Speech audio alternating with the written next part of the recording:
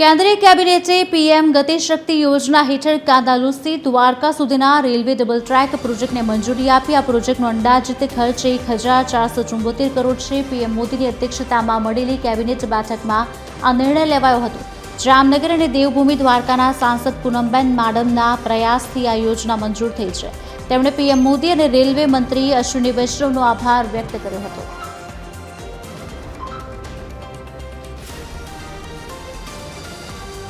કાનાલુસથી ઓખા સુધીનું લગભગ approx 159 kilometres નો આખો ડબલિંગ ટ્રેક, રેલવે ડબલિંગ ટ્રેકની મંજૂરી આપવામાં આવી છે.